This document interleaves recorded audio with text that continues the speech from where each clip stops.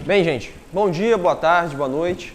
A aula de hoje vai ser de biologia sobre classificação dos seres vivos. Então, logo de cara, a gente pode começar aí a discutir a ideia de que por que é importante classificar os seres vivos. Qual é a importância de, por exemplo, o mesmo animalzinho que existe aqui no Brasil e que existe lá, por exemplo, nos Estados Unidos, que ele tenha o mesmo nome e seja reconhecido do mesmo modo. Tá? É o que nós vamos discutir nessa aula hoje, incluindo a taxonomia, tá? Que é a área da ciência que se preocupa com a classificação, com a catalogação dos seres vivos, tá? E a sistemática, que é uma nova perspectiva, nova entre aspas, certo? Que junta a classificação taxonômica com agora uma perspectiva evolutiva, certo? Então, de cara, voltando àquela pergunta, por que é importante classificar os seres vivos? Então, uma imagem para dar um exemplo de por que é importante classificar os seres vivos seria essa. Dependendo da região que você vive, da onde você está assistindo isso, por exemplo, aqui pra gente, macaxeira. Todo mundo vai saber o que é. Mas lá para a região centro-oeste, São Paulo, é conhecido como aipim. Região ali do Goiás, a gente conhece como mandioca. A fruta do conde, ou então fruta pinha, certo? O caso aqui, ó, carapanã. Todo mundo sabe, aqueles mosquitinhos chatos que chupam o sangue, que fica zumbido no nosso ouvido de madrugada.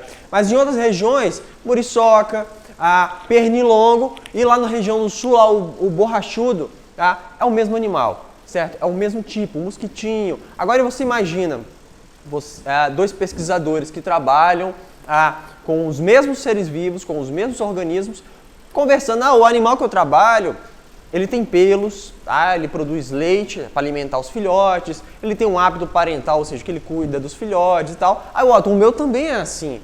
Eles estão falando do mesmo animal, mas tem nomes diferentes. Então, uma das características que colocam a classificação como um critério importante nas ciências é justamente isso, parte do conhecimento específico de cada organismo. Vamos para a parte de importância propriamente dita.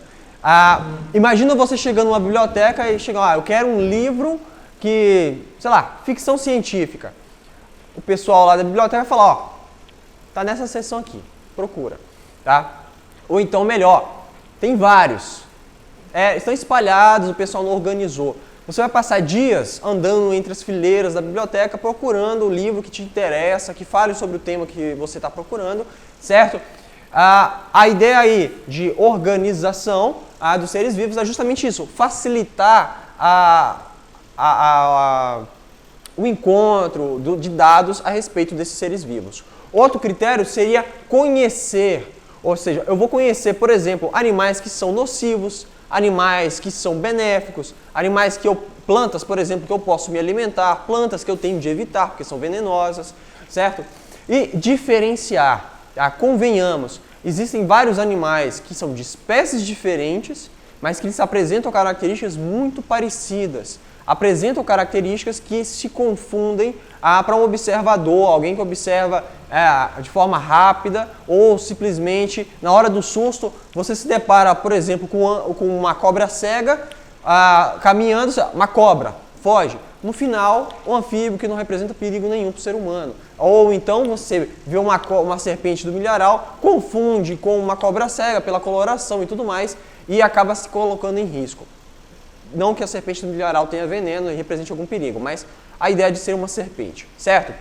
Então, organizar, diferenciar e conhecer todos os seres vivos, de plantas a animais, tá? Só que essa classificação, ela surgiu graças a uma necessidade bem fácil de se notar, que é por conta da biodiversidade, tá? Quando se surgiu as primeiras classificações, nós vamos ver os critérios que se utilizaram, eram regiões como, por exemplo, da Grécia Antiga, em que a variedade animal não era tão grande assim quanto nós sabemos que existe hoje. no período das grandes navegações, em que os marinheiros iam para outros continentes e traziam de lá animais diferentes, ou detalhavam que em tal lugar eu encontrei um animal assim, diferente de tudo que eles veem nos países deles, começou a surgir a necessidade de algo mais criterioso. Então, a biodiversidade que existe no nosso planeta é algo que também levou à necessidade dessa classificação. Tá? O que seria a biodiversidade? É a variedade de seres vivos existentes no planeta Terra. Tá? Essa diversidade ela pode variar de continente para continente, pode variar de país para país, de bioma para bioma, certo? E ela está diretamente relacionada com características climáticas, geológicas, que favorecem a vida dos organismos, e assim podem existir vários níveis ecológicos, certo? Nessa região, o que vai garantir uma biodiversidade. É o exemplo da Amazônia. Tá? A Amazônia é um dos locais do planeta em que existe uma biodiversidade gigantesca, concentrada em um espaço menor, em comparação com o globo terrestre. Tá? Exemplo numérico, esses dados estão defasados, mas já para dar uma luz. Animais, estima-se que existam 7,77 milhões de espécies, sendo que até 2012, que é o número, são esses dados, só existiam catalogados 953.434 espécies. Tá? Muitas dessas espécies aqui, que são estimadas, talvez até estão extintas, tá? Por variações climáticas, por intervenção humana, por extinção natural, e quando nós dizemos natural, é no sentido de que elas, por conta do ambiente, sem influência humana nenhuma, elas declinaram e foram extintas. Tá? Então, a biodiversidade é uma desses critérios que potencializam a necessidade de uma classificação. Então, a primeira classificação que nós temos foi a classificação de Aristóteles. Aristóteles, lá na Idade Clássica, ele adotou 2 critérios de classificação, só que um foi levado mais à frente. Um deles foi animais com sangue e sem sangue. Como assim? Para ele, sangue seria o sangue vermelho. Então, todos os animais que possuíssem sangue vermelho entrariam em uma categoria, e todos os animais que não possuem sangue vermelho, como por exemplo artrópodes, insetos, eles estariam em outro critério, em outro grupo de seres vivos. Só que esse não era tão detalhado, não era tão simples. Você precisaria ir lá e matar o bichinho para ver se ele tinha sangue ou não tinha sangue vermelho. O outro critério, e esse durou por mais tempo, certo? Foi em relação ao ambiente em que esses animais dominam. Por exemplo, se o animal tem a capacidade de voo, então ele é aéreo. Se o animal se movimenta bem, se ele, a maior parte do tempo ele passa caminhando sobre a terra, ele é terrestre. Se ele tem habilidade de nadar, se ele passa a maior parte do tempo, se ele se movimenta melhor na água, ele é aquático. Tá aí aqueles animais que são híbridos, anfíbios. Por exemplo, a águia voa, mas ela caminha sobre a terra. Tá, mas o ambiente que ela tem uma maior mobilidade, tem maior vantagem, é no céu, voando, então ele é aéreo. O caso dos crocodilos, dos jacarés, eles também se movimentam na água e na terra, só que a habilidade deles é maior na água do que na terra, então eles ainda entram no critério aquático, certo? Essa forma de classificar durou por muito tempo.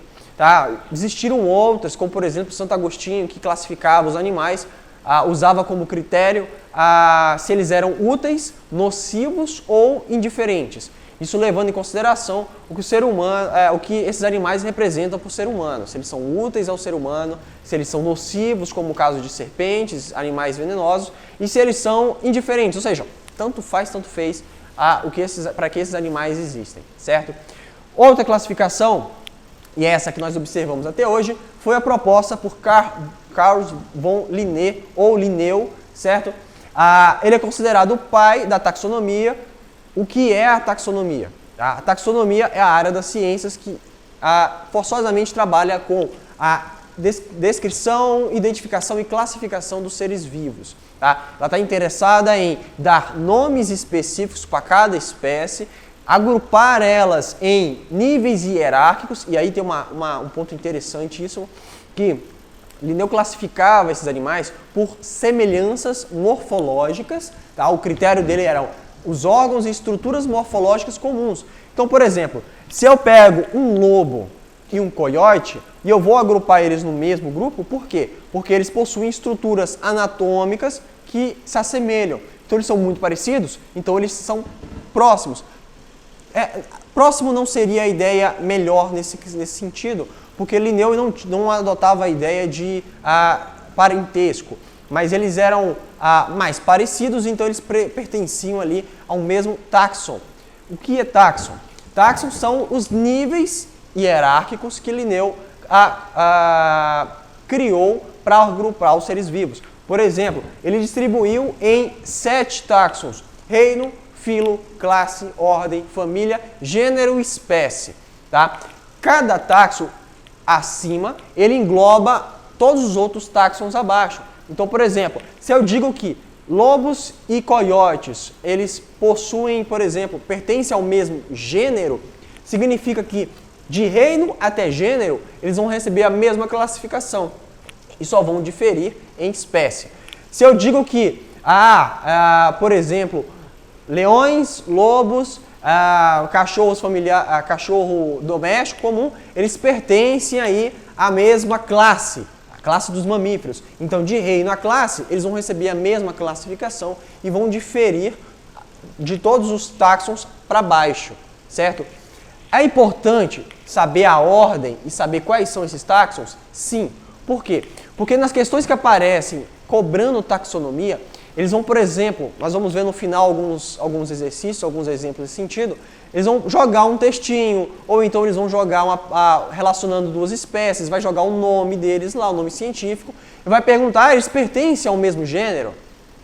Com base no texto, esses animais, eles pertencem, por exemplo, ao mesmo reino, ao mesmo filo, certo? E, como eu já expliquei, se os dois animais pertencem à mesma ordem, eles são iguais de ordem para cima e só vão diferir de ordem para baixo. Tá? Então daí você consegue matar a questão sabendo a ordem em que esses táxons são dispostos. Formas de decorar isso, de memorizar isso. Tá? Tem o clássico reficlofage, reino, filo, classe, ordem, família, gênero, espécie. Só que agora eu trago um outro, uma frasinha diferente. Olha lá. Rato frito com orégano fica gostoso. Experimente. A gente destaca a primeira letra de cada palavra: reino, filo, classe, ordem, família, gênero, espécie, certo? Então, uma forma de memorizar aí a ordem, taxonômica, a ordem desses táxons. Uma outra coisa, além de produzir, de criar esses táxons de forma hierárquica, Linneu propôs também uma forma de nomenclatura. Ele propôs, naquela época, que os nomes científicos deveriam ser em latim, que era uma língua morta, ou seja, não existia um país que utilizava o latim, tá? Então não é uma língua que vai passar por alterações estruturais, então ela ia se manter constante. O nome científico do animal, da planta, ela precisa ser composta por duas palavras, tá? Uma palavra genérica, que seria a primeira, e um epiteto, uma outra palavra específica que indicaria aí em conjunto qual é a espécie. Tá? A gente vai ver detalhadamente quais são as regras de nomenclatura que Linneu propôs e que é válida até hoje, com algumas especificidades que a gente também vai ver. Tá? Então, Linneu propôs essa classificação com um livro lá, Systema Naturae, tá? Onde ele apresentou todos esses critérios e ele mesmo colocou já a classificação de várias espécies, tá? Que são usadas até hoje, com algumas variações bem pontuais. Então, para ilustrar e ficar mais claro como funciona essa hierarquia. Tá? Então, se eu tenho um grupo de animais que pertence ao mesmo reino, então eu tenho aqui, reino Animalia. Todos os animais do reino Animalia, eles vão ser classificados nesse táxon. Tá? Então, por exemplo, aqui no reino Animalia eu vou ter o cão comum, cão doméstico, que é o que nós vamos seguir até o final. E eu tenho coiote, eu tenho lobo, raposa, eu tenho anfiocos, assídia, certo? Todos eles pertencem ao reino animal. Vou para o táxon seguinte, o táxon abaixo, para ir afunilando até chegar no meu alvo, que é o cão doméstico. Tá? O próximo, filo, reino, filo, filo cordata. O filo cordata contém todos os seres vivos que possuem vértebras, tá? Possuem a coluna vertebral. Com a exceção do anfiocos e da assídia, que a gente vai ver mais para frente quando falar de vertebrados, que eles possuem a notocorda. Tá? A notocorda é uma estrutura embrionária que vai dar origem à coluna vertebral. Em todos os outros animais, organismos que pertencem aos cordados, com exceção do anfiocos e da assídia, que eles só ficam ali no estágio, possuem a notocorda no estágio embrionário e fica assim para a vida toda dos bichinhos, tá? Então, no filo seguinte, reino, filo, classe. Classe mamália, ou mamíferos, tá? Todos os animais que estão dentro desse táxon, eles possuem a capacidade, no caso das fêmeas, tá? Que possuem glândulas mamárias para alimentar os seus filhotes enquanto estão nas fases juvenis. Tá? Então eles vão possuir, a grande maioria vai possuir pelos, mas especificamente vão possuir glândulas mamárias para poder alimentar os filhotes. Táxon seguinte, de novo, reino, filo, classe e ordem, tá? A ordem dos carnívoros. São todos os animais que se alimentam de carne, tá? Todos os mamíferos que se alimentam de carne, tá? Aí eu vou ter urso, lobo, vou ter raposa, certo? Vai sempre afunilando. Próximo táxon, de novo, reino, filo, classe, ordem, família, família Canidia, família Canidae, tá? Onde eu tenho todos os animais, por exemplo, raposa, lobo, coiote e o cão doméstico, certo? Próximo táxon, aí eu tenho agora o gênero. No gênero Canis, tá? Eu vou ter somente o lobo, o coiote e o cachorro doméstico, o cão doméstico. E lá em espécie, eu tenho canis familiares, tá? Que eu afunilei ao ponto de eu chegar lá no organismo que eu quero trabalhar, que eu quero me referir, que eu quero falar só dele, canis familiares, tá? E aqui é importante destacar o que pode ser considerado como uma espécie, para diferenciar. Se eu olhar aqui, ó, no gênero, lobo, cachorro, cão doméstico e um coiote, se você olhar de relance, você confunde. Se você pegar uma raça de cão, por exemplo, como você comparar, por exemplo, o lobo com o husky siberiano, tá? Que é uma raça que vive em regiões frias, tá? Que ele foi selecionado especificamente para essas regiões. Olhar de relance, são bem parecidos. Um lobo e por exemplo, um husky siberiano. Se confunde. Se você pegar só visualmente, você pode confundir eles. O que vai diferenciar uma espécie da outra? Tá? Para a gente, o que vai diferenciar uma espécie para outra, para a sua prova, o que vai diferenciar uma espécie da outra é essa definição. Ó, são grupos de seres vivos muito semelhantes que são capazes de se reproduzir entre si e gerar descendentes férteis em condições naturais. Ou seja, professor, eu li aí, eu vi na internet, eu vi no Facebook, que se eu pegar uma onça brasileira aqui e um leão e colocar para cruzar, eles vão gerar um descendente e é um descendente fértil. Beleza, só que em condições naturais, essas duas espécies não iriam se encontrar. Elas estão em continentes diferentes, certo? Então, em condições naturais, eles não iriam produzir descendentes férteis, certo? Então, eu não tenho uma espécie. Beleza? Então, pra gente, por que eu estou especificando pra gente, pra nossa prova? Porque existe toda uma discussão filosófica que não cabe aqui, que prolongariam essa aula muito mais do que seria espécie. Isso a gente pode discutir de uma forma um pouquinho mais detalhada quando falar de evolução, tá? Mas espécie são grupos, espécies são grupos de seres vivos muito semelhantes, capazes de reproduzir entre si e gerar descendentes férteis, tá? Em condições naturais. Continuando um pouquinho na nossa história, então a gente tinha lá Aristóteles, certo? Aristóteles propôs a classificação com base no ambiente que o animal vivia, no ambiente que ele tinha uma maior facilidade aí de sobreviver, maiores habilidades. E depois veio Linneu, tá? Com um critério mais científico, um critério bem mais específico, dividindo os animais em hierarquias. E Linneu já colocou ali reino como o táxon mais genérico, um táxon maior, um táxon mais amplo, tá? Que pegava ali a maioria dos seres vivos. Só que é o seguinte, Linneu só colocou 3 reinos naquela época: reino animal, reino vegetal e reino mineral, tá? Hoje nós não estudamos esses 3 reinos porque foi proposto agora por Robert Whittaker, o biólogo, não o lutador de UFC, certo? Ele propôs que os reinos deveriam ser divididos em 5, tá? Não nesses 3 que Linneu propôs. Os 5 reinos, tá? Que o Whittaker propôs e foi aceito pela academia, e é o que nós estudamos hoje, tá? São o reino Monera, tá? O reino Monera ou Monera, tá? Que vai englobar todos os organismos procariontes, tá? Os procariota.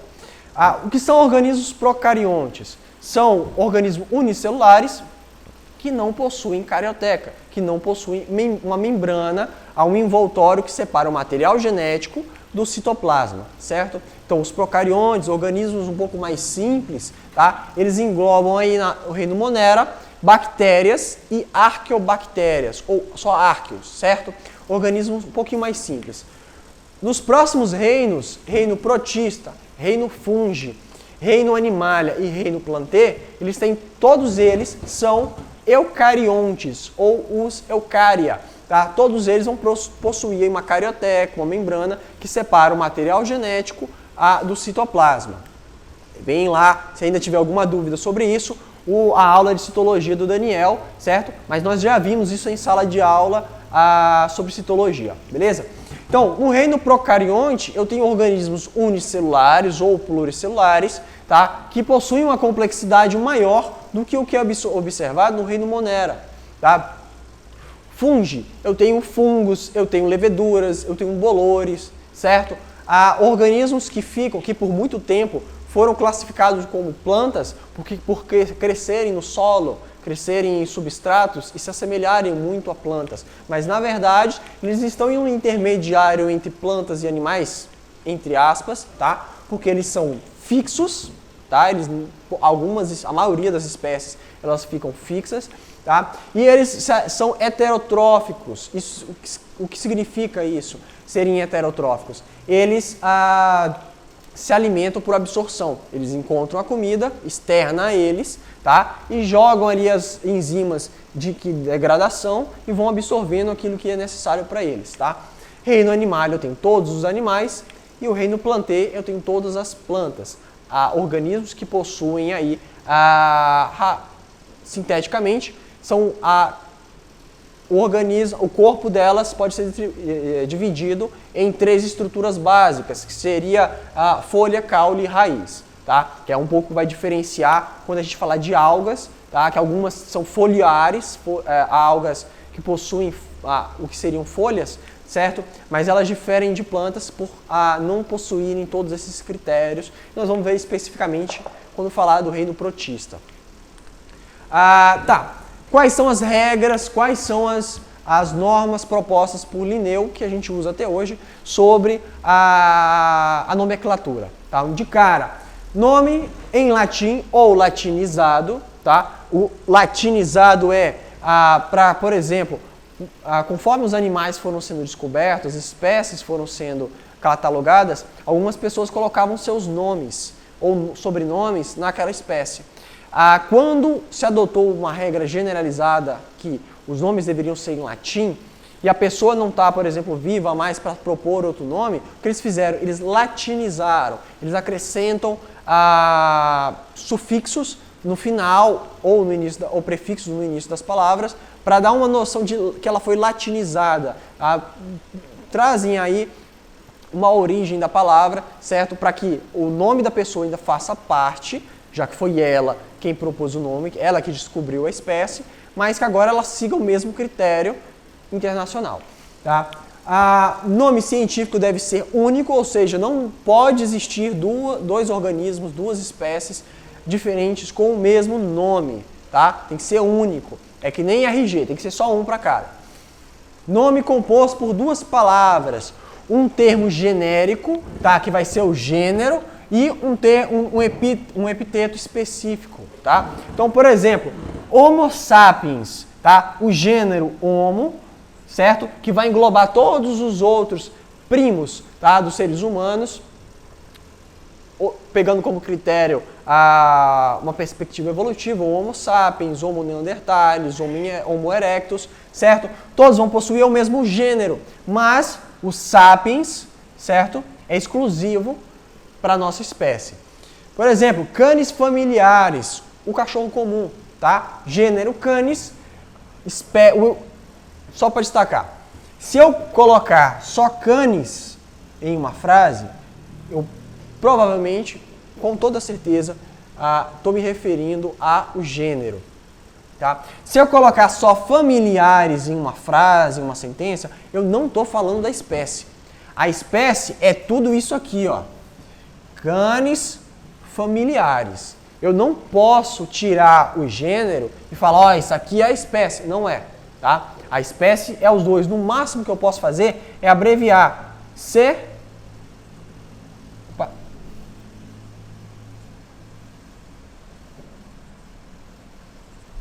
familiares, certo? É o máximo que eu posso fazer, mas eu preciso representar ali o gênero, porque os dois formam o nome da espécie. Gênero, nome do gênero em letra maiúscula, certo? Então sempre vai ser em letra maiúscula, tá? Por que é importante saber se é maiúsculo, se é minúsculo?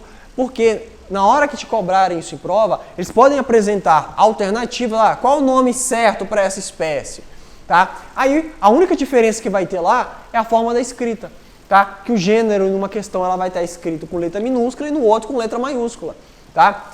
Espécie, tá? O nome da espécie, no caso seria os dois, mas o epiteto específico, tá? Ele tem que vir com letra minúscula, sempre. Tá? Se aparecer com letra maiúscula numa alternativa, já exclui que ela está errada. Tá? O nome científico deve ser destacado ou sublinhado ou em itálico. Tá? Em um texto, se você está escrevendo à mão, sublinha. Se você está escrevendo no computador, coloca em itálico, coloca em negrito, certo? Você tem que destacar o nome científico para mostrar, para especificar, tá, que você está falando daquela espécie, para mostrar que aquela palavra ali, ela não está ali à toa, tá, e que não é uma palavra comum, tá, ela está especificando toda uma espécie, tá, que está sendo representada por esse nome. As outras regras seriam, tá, abreviação, isso pode aparecer, tá, em prova, abreviação em SP ou SPP. Se eu estiver falando de uma espécie, só que eu não sei especificamente qual é, eu posso colocar o seguinte, ó, Daphnia, que seria o gênero, mas eu não sei o nome da espécie dela, então eu coloco SP. Tá? Aí quem lê vai saber que ele está falando de uma espécie do gênero Daphnia, tá? Mas que eu não sei, ou que eu ainda não encontrei, que eu ainda não confirmei, ou que para aquele momento não é importante falar. Agora, se eu estou falando de mais de uma espécie do gênero Daphnia, não de todas, mas de mais de uma, umas duas, eu coloco SPP. E se eu estiver falando de 3, eu coloco SPP.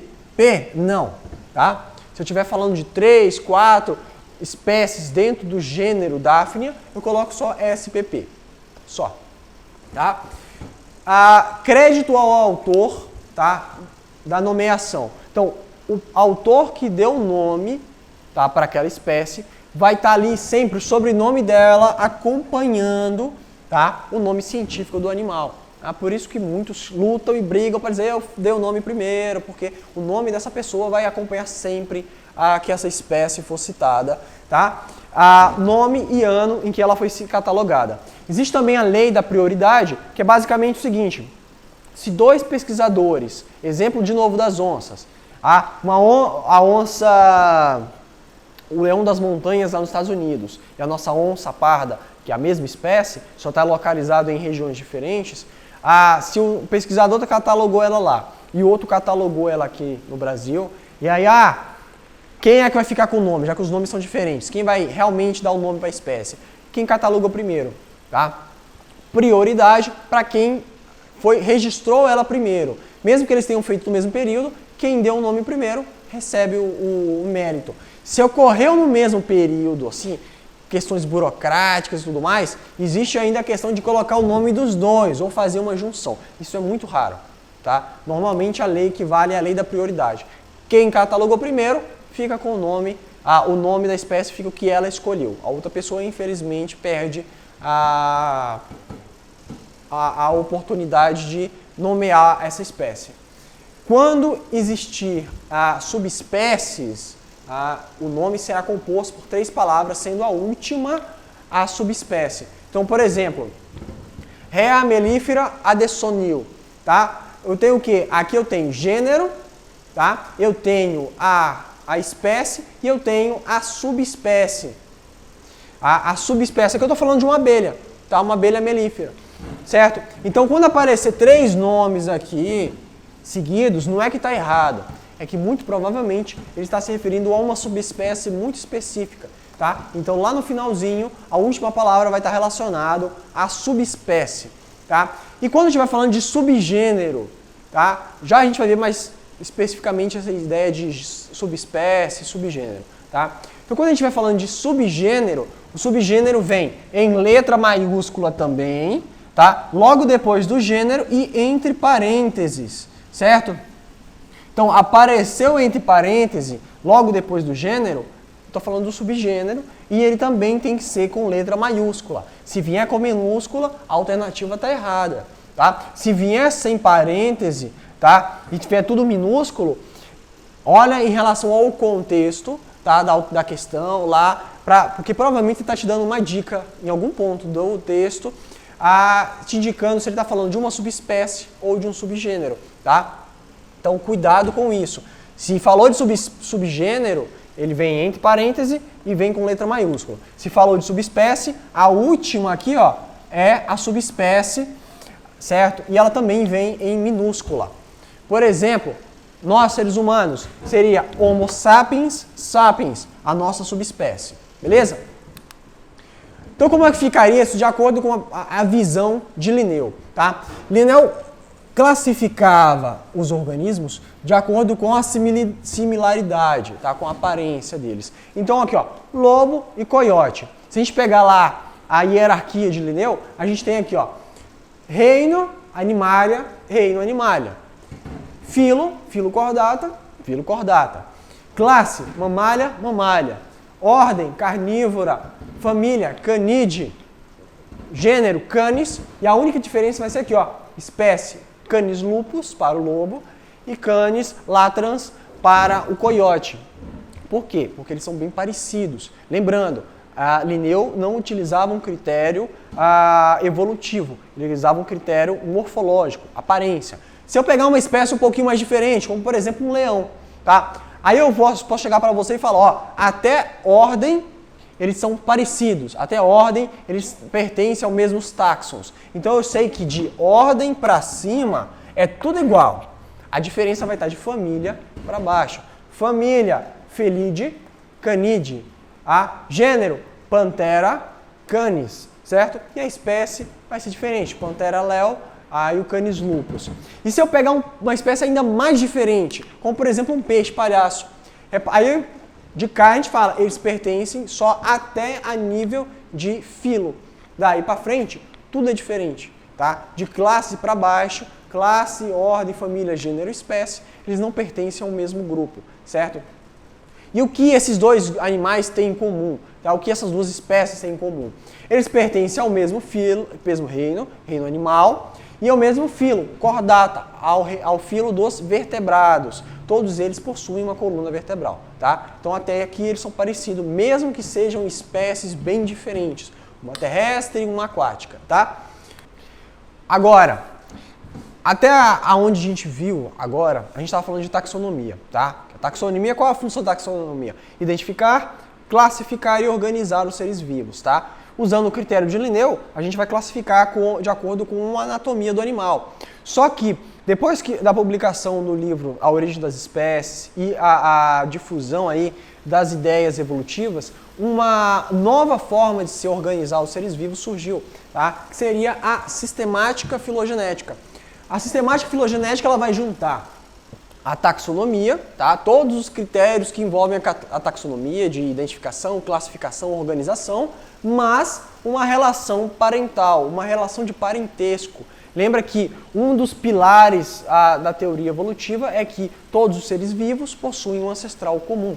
Todos eles todas as espécies surgem de um ancestral pré-existente, um ancestral mesmo que muito distante. Então, a sistemática filogenética agora vai classificar os seres vivos de acordo com níveis de parentesco, usando critérios genéticos, por exemplo. Então aqui vai ocorrer a produção de uma árvore genealógica, tá? Em que eu tento traçar, com base em vestígios fósseis, com base em genética, certo? Em biologia molecular, quais animais possuem um parentesco, ou seja, quais animais possuem, mesmo que bem diferentes. Se você, por exemplo, pegar aqui hipopótamos e os cetáceos, como por exemplo baleia e golfinho, são bem diferentes, mas que possuem um parentesco, tá, em comum. Existe um ancestral que, por buscarem ambientes, por sofrerem pressões ambientais diferentes, eles divergiram e se especiaram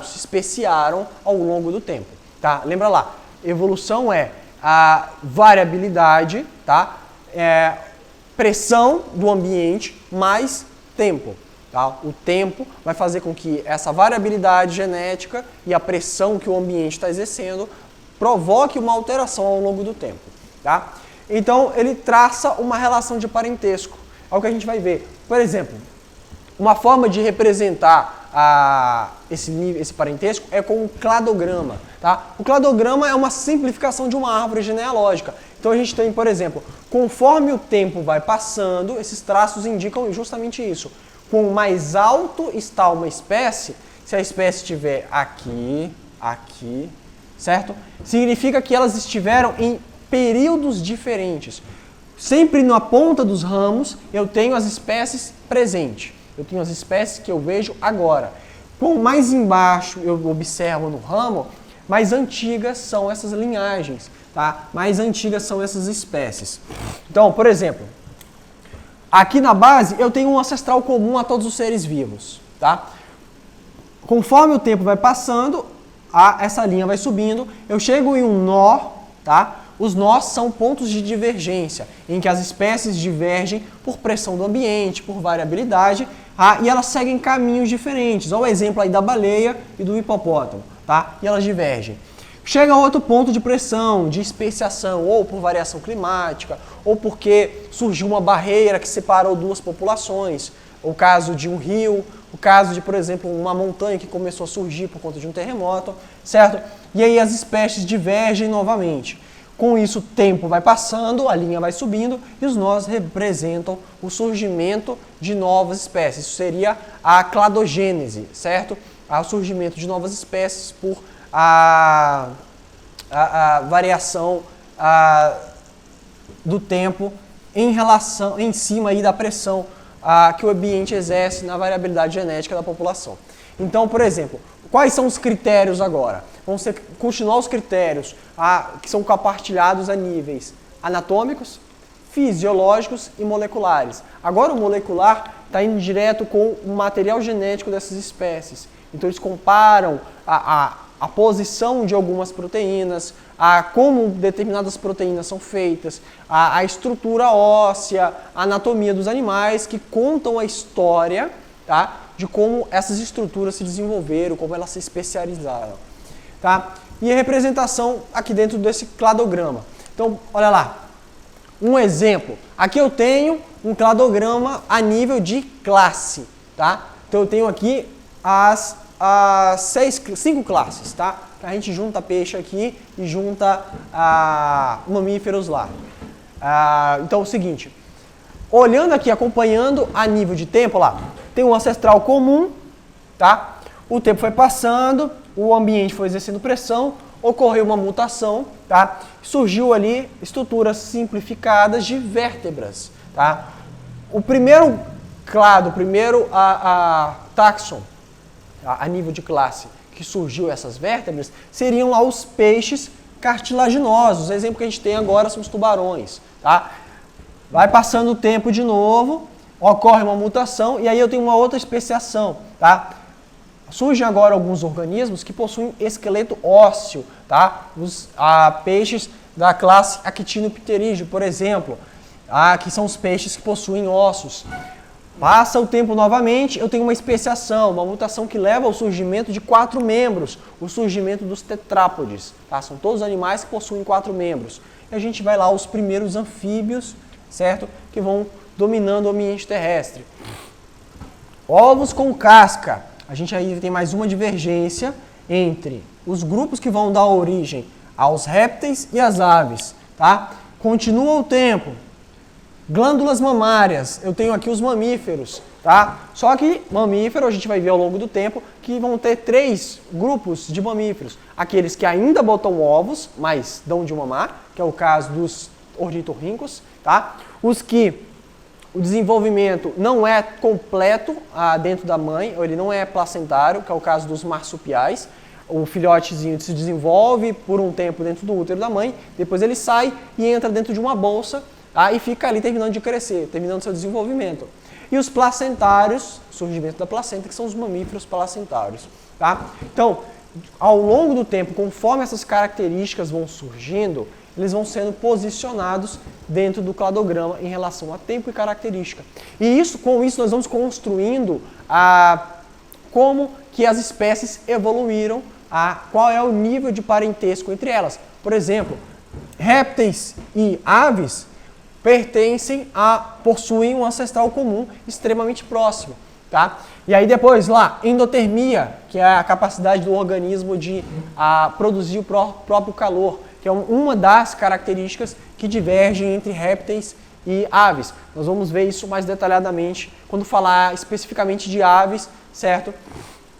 Então espero que esteja sendo bem claro até aqui. A filogenética... Preciso de um apagador. Ali.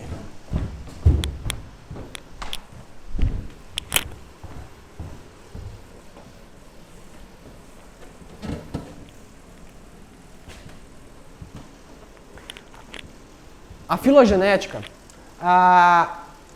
começou a mudar a forma que os animais eram classificados. A gente tem 2 exemplos muito interessantes e muito fortes para corroborar a ideia de que a filogenética, a sistemática filogenética, ela é uma forma mais eficiente de classificar os seres vivos do que puramente agrupar eles por semelhanças anatômicas atuais. Por exemplo, quando se estabeleceu a ideia, a perspectiva evolutiva, e foram tentar classificar alguns animais, como por exemplo as baleias, eles perceberam que era mais lógico que um organismo hoje, que ele é um mamífero hoje, que ele é semiaquático, tenha evoluído e se adaptado a um ambiente totalmente aquático, que é o exemplo dos cetáceos, baleias, golfinhos, certo? Então o que eles fizeram? Eles classificavam baleias junto com lontras, focas, morsas, os leões marinhos, porque apesar desses animais se locomoverem muito mal na terra, e preferirem a água, eles ainda possuem essa habilidade anfíbia, né? Ora na água, ora na terra, certo?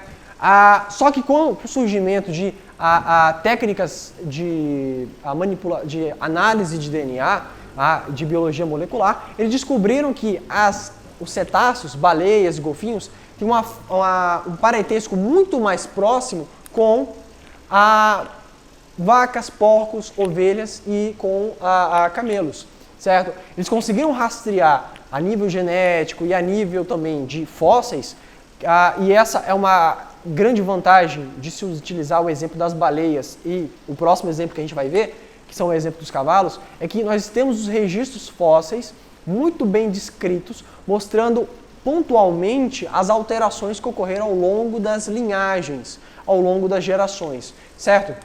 Então, por exemplo, pegando aqui um cladograma, eu tenho um ancestral comum, certo? E aqui na base ele divergiu. Eu tenho uma linhagem que vai dar origem aos bovinos e eu tenho uma linhagem que dá origem aos hipopótamos. Como se descobriu isso? Como se confirmou isso? Não foi por características anatômicas em comum, foi por análise do DNA. E mostrou que essas espécies possuem muitas características comuns. Mas baleia, para onde é que foi a ideia de que baleia vem de uma linhagem terrestre? As baleias possuem muitas características que são, por exemplo, apontadas nesse gráfico. Vocês podem jogar na internet aí, cladograma das baleias e aparece lá. Então, o site que descreve quais são as características que as baleias possuem ainda e que são comuns nesses outros clados, nesses outras espécies, certo? Que mostra que houve uma evolução pontual. Nós temos os fósseis de todas essas espécies que mostram as alterações pontuais que ocorreu ao longo das gerações até a gente chegar nas baleias, nos cetáceos de modo geral, que nós encontramos hoje, certo? Um outro exemplo interessante aí para finalizar é que os cavalos também possuem uma descrição de fósseis muito bem conservada, e isso acontece tanto para baleias porque essa evolução desses dois clados é muito recente. Então é num período aí de 45 a 65 milhões de anos. Então, mas é muito tempo. Sim, mas ainda assim é muito pequeno, tá? Ainda assim é muito pequeno e dá para acompanhar porque esses fósseis são acessíveis até certo ponto, são mais fáceis do que espécies que existiram lá no período Jurássico, por exemplo, tá? E eles são muito bem conservados. Então, por exemplo, a evolução, ela deixa alguns vestígios, ela deixa pistas que nos permite rastrear o nível de parentesco entre essas espécies. Então, por exemplo, os fósseis mais antigos dos equinos mostram que eles possuem 5 dedinhos, tá? Que eles possuem os 5 dedinhos e que ao longo das gerações, por adaptação ao ambiente, esses animais viviam em descampados, tá? Isso facilitava a fuga, facilitava a correr nesses locais, tá? Ter apenas um casco, um membro. Então, os cavalos que nós temos hoje, os equinos, eles nada mais estão caminhando em cima dos seus dedos. Aqui o dedo do meio possui os mesmos ossos, certo? E aqui em azul, se você olhar, os metacarpos também aparecem e eles estão aqui presentes na lateral aqui da pata dos cavalos, certo? Tá, e onde é que está a pista? Para dizer que isso, além desse vestígio aqui. Se você pegar lá um embrião de um cavalo, ali, e você acompanhar o desenvolvimento inicial ali dos condensados cartilaginosos, que lá, para produzir os ossos, primeiro surgem a cartilagem, depois eles vão se condensando em ossos. Então, as patas dianteiras e as patas traseiras, elas apresentam outros dedos que vão surgindo inicialmente, tá? São projeções cartilaginosas, e com o passar da gestação, essas estruturas cartilaginosas vão se perdendo e só se solidifica a estrutura do dedinho do meio, tá? Que vai dar origem à pata do cavalo. Tá? Se a gente vier para os vestígios fósseis, a gente encontra essa mesma estrutura. Ó, aqui é o ancestral mais antigo e aqui é o que nós temos hoje em dia. Então eles vão evoluindo, tá? Tanto nos vestígios fósseis quanto a nível embrionário que a gente observa hoje. Então, isso significa o quê? Primeiro, o material genético para produzir esses dedinhos aqui ainda estão no genoma dos cavalos e eles são passíveis de serem encontrados, tanto é que eles sabem onde fica. Só que eles possuem outros genes que foram selecionados que silenciam essa característica, tá? E mantêm só o dedinho, já que essa característica é vantajosa para a espécie. Tá? São dois exemplos importantes, muito interessantes, tá? Que mostram como a sistemática filogenética tem uma forma mais criteriosa, agora usando dados de genética, para classificar os seres vivos, certo? Eles ainda utilizam os critérios de taxonomia proposta por Linneu, só que agora eles agrupam não por semelhança, mas por parentesco a nível evolutivo, tá? Parentesco evolutivo, a ancestralidade desses animais. Outra forma que isso pode ser cobrado para vocês, numa prova, é relacionando o cladograma. Então, são 3 formas que podem aparecer.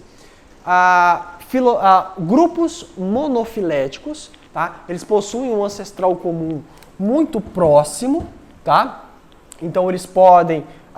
um exemplo de grupo monofilético é exatamente aves e répteis, que nós vimos lá, que eles possuem um ancestral imediatamente próximo, que são os próprios dinossauros, tá? É um grupo monofilético. Então, inclui o ancestral comum a todos os descendentes. Então, se eu estou falando de répteis e de aves, formam um grupo monofilético, eles formam apenas uma linha evolutiva, porque possuem um ancestral comum diretamente. Grupo parafilético inclui o ancestral comum e todos os descendentes, todos os seus descendentes. Tá, vou refazer. Grupo parafilético. No grupo parafilético inclui o ancestral comum e alguns dos seus descendentes. O que isso significa? Voltando para o exemplo, agora, vamos um exemplo melhor. Mamíferos, tá? Mamíferos eu acabei de citar, eu tenho 3 grupos. Os que botam ovos ainda, são os monotremados.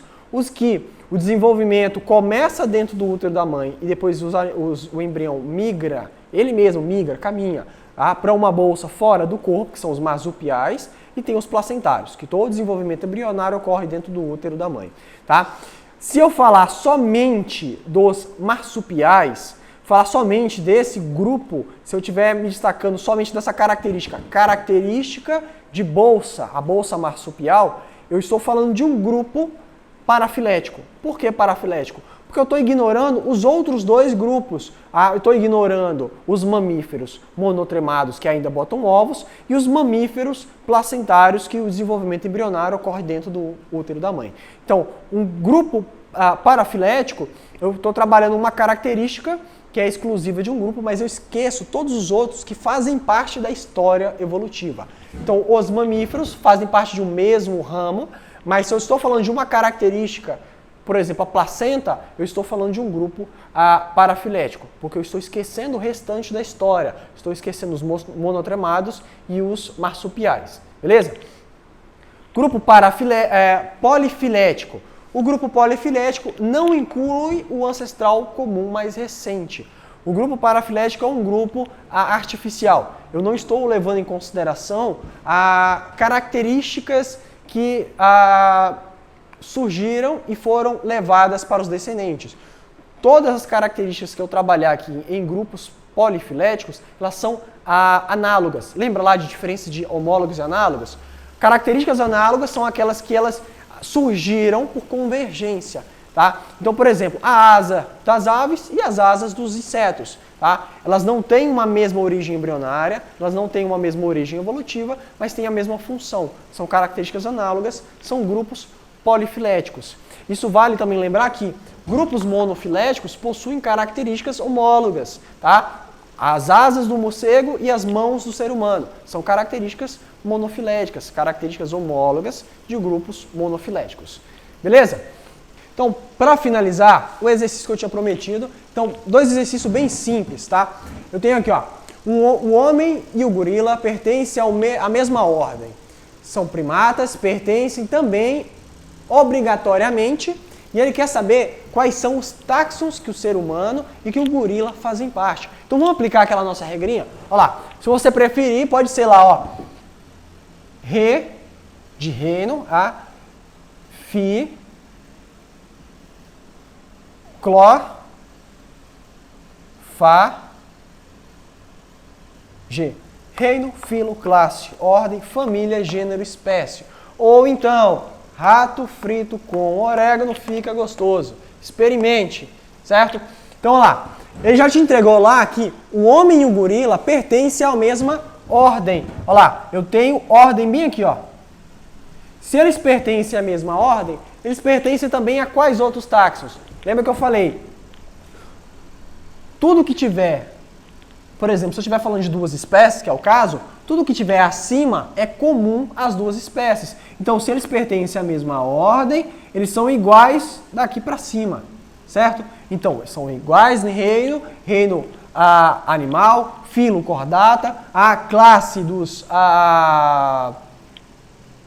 mamíferos, tá? A ordem aí dos primatas, certo? Daqui para baixo, eles vai ser cada vez mais específico para cada uma das espécies. Então, a alternativa certa aí, qual seria? Certo? O mesmo, reino, filo e classe, tá? E a ordem que ele já tinha entregado. A outra lá, ó, com base nas regras de nomenclatura, indica a alternativa incorreta, ou seja, ele quer a alternativa que está errada. Homo sapiens sapiens. Eu tenho gênero, eu tenho um epíteto específico, tá? E eu tenho uma repetição. Isso aqui significa o quê? Isso aqui é a subespécie, tá? Subespécie dos seres humanos. Homo sapiens sapiens. A Trypanosoma cruzi. Tem alguma coisa errada aqui? Olha lá. Trypanosoma seria o gênero, em maiúsculo, e o cruzi seria o epiteto específico. Juntando eu tenho espécie. Mas repara, aqui eu tenho uma letra maiúscula e o epiteto específico é escrito sempre com letra minúscula. Então aqui a gente já tem a nossa alternativa incorreta. Olha lá, vamos ver as outras. A Rana esculata manorata, tá? Eu tenho gênero, eu tenho uma espécie, eu tenho uma subespécie, tá? Aqui eu tenho uma rã. Rea americana americana. Eu tenho também aqui um nível de subespécie, que é uma abelha, tá? Anopheles nissurrinerus darlige. Eu estou falando aqui, até o exemplo que a gente mostrou anterior, tá? Que é o Anopheles, um mosquitinho lá, certo? E aqui eu tenho o gênero, o subgênero entre parênteses com letra maiúscula, certo? E eu tenho o epiteto específico formando a espécie. Isso tudo é a espécie dele, tá? Assim como isso tudo é a espécie, só que eu estou indicando o nível de subespécie e eu estou indicando o nível de subgênero. Então, para hoje foi isso, certo? Aí embaixo vai ter um link com um PDF com algumas atividades sobre o tema. Próxima aula a gente começa com o reino Monera, beleza? Falou, gente! Ai, deu uma dor nas costas. Porra!